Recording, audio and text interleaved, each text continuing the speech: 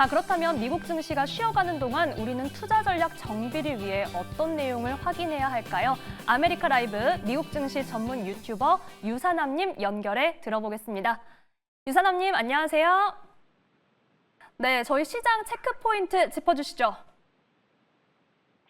네, 말씀해 주신 것처럼 오늘은 주식시장이 쉬어가는 날입니다. 미국이 부활절이라 오늘 같은 경우는 나스닥을 포함한 모든 시장이 닫게 되게 되고요. 그러고 나서 오늘도 여러 가지 스케줄들이 발표가 되게 되는데요. 바로 메리 데일리 연준위원회 연설이 예정되어 있고요. CFTG 관련 투기적 순포지션이 발표가 될 예정이다라고 간단하게 정리할 수 있을 것 같습니다. 일단 오늘 시장이 닫음에도 불구하고 여러 뉴스들이 나왔습니다. 특히 관세 관련된 뉴스들과 트럼프 관련된 뉴스들이 계속해서 나오고 있는데요. 하나씩 이야기를 다뤄보도록 하겠습니다. 자, 일단 첫 번째는 트럼프가 중국 선박에 대해서 부가금 부과로 무역 전쟁에 대한 확대를 노리고 있다는 소식이 전달이 됐습니다. 트럼프 행정부가 미국에 정박하는 중국 소유 및 중국에서 건조된 선박에 대해서 화물량 순 톤당 기준으로 부가금을 부과하는 계획을 발표를 했습니다. 부가금은 6개월로 시작이 되게 되고요. 중국 선박의 톤당 50달러로 시작해 3년간 점진적으로 인상할 계획이다라고 밝혔습니다. 미중국 선박 제조업체도 적용이 되면서 미국에서 건조되지 않은 차량 운반선에 부가금이 부과될 예정이다라고 얘기가 나왔고요.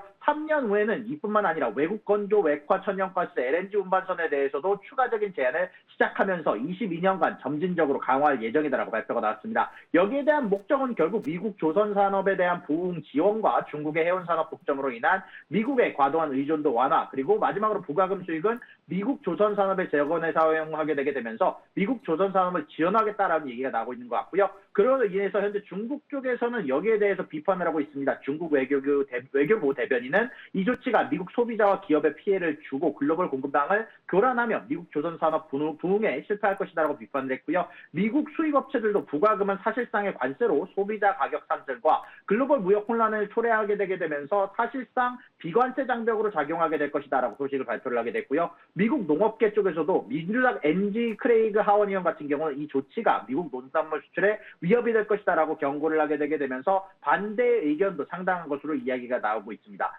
자, 두 번째 소식입니다. 트럼프와 파월 연준 의원장 간의 사실 분열이 굉장히 본격화되고 있다라고 소식이 전달이 됐습니다. 정확히 말하자면 최근 들어서 파월 연준 의장이 발언을 하게 되게 되면서 트럼프의 정책에 대한 좀 비판을 우회적으로 하는 모습들이 나오기도 했었는데요. 파월 연준 의장 같은 경우는 최근에 연준의 독립성을 강조하게 되게 되면서 4월 16일 시카고에서 연준의 독립성은 법으로 보장되며 워싱턴과 의회에서 널리 지지받는다는 얘기를 하게 됐고요. 관세는 예상보다 훨씬 더 커다란 규모로 나왔으며 인플레이션과 실업률 상승을 유발할 수 있다. 연준은 어려운 선택에 직면할 것이다라고 얘기를 했었는데 여기에 대해서 트럼프는 파월이 금리를 충분히 빨리 내리지 않는다라고 비판하면서 유럽 쪽에서는 이미 7번째 금리 인하를 단행했는데 현재 연준이 지금이 금리를 내릴 완벽한 시기인데 파월 연준 의장은 매번 늦는다라고 얘기를 하면서 여기에 대한 비판을 하면서 파월의 해임은 빨리 이루어져야 한다라고 자기의 트루스 소셜을 통해서 비판하기도 했습니다. 또한 이뿐만 아니라 이탈리 총리 멜로니와 함께 내가 원한다면 파월 연준 의장은 즉시 쫓겨날 것이다. 그는 일을 제대로 못하고 있고 항상 늦고 느리다라고 얘기를 하면서 파월 연준 의장에 대한 비판을 지속적으로 이어나가고 있는데요. 트럼프는 파월이 정치적으로 행동한다라고 주장하면서 금리 유지 결정이 유럽에 유리하다라고 비판을 하기도 했다라고 소식이 전달이 되기도 했습니다. 여기에 대해서 또한 방금 전에 말씀드렸던 것처럼 이태리 총리 멜로니와 함께 현재 관세에 대한 협상을 진행하기도 했었는데요. 여기에 대해서 트럼프는 굉장히 긍정적인 결과를 얻었다라고 얘기를 하면서 EU와 현재 미국이 무역협정을 체결할 가능성을 100%라고 밝히기도 했었는데요. 일단 무역협상의 배경에 대해서 간단하게 정리를 하자면 미국이 EU산 제품에 대해서 20% 관세를 부과할 계획이었으나 4월 9일 기준으로 90일간 유예를 줬는데 이 가운데 안에서 현재 이태리 같은 경우는 천연가스에 대한 수입을 미국에서 확대할 예정이며 이태리 방산 기업들이 향후 수년간 100억 달러를 미국에 투자할 계획이며 이태리 같은 경우는 나토 기준에 맞춰 방위비 수출을 GDP 대비 2%로 증액할 계획이다라고 얘기를 하면서 현재 트럼프가 만족할 만한 제안을 해준 것으로 보이고 있고요. 현재 일본과 관련해서도 관세협정장에서도 트럼프가 미군의 주둔비를 올려라라고 일본에 요청을 하는데 일본에서 아직까지 반응이 없어 여기에 대해서 만족한 반응을 보였다라는 소식이 전달이 되기도 했습니다.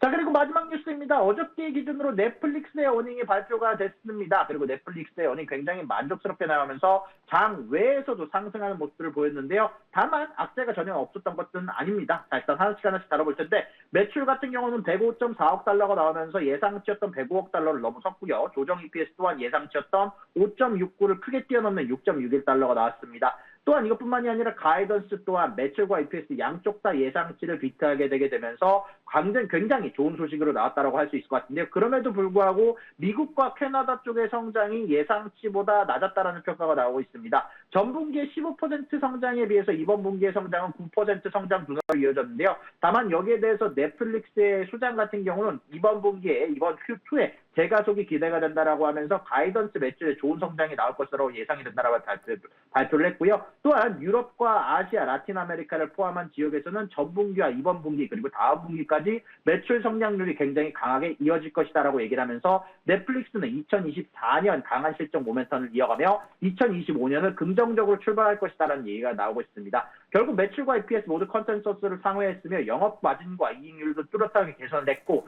Q2에 대한 가이던스 역시 시장 예상보다 높다 보니 이런 부분들에 대해서 좋은 평가를 받으며 애널리스트들의 평가가 가격 상승으로 이어지기도 했다는 소식이 전달이 됐습니다.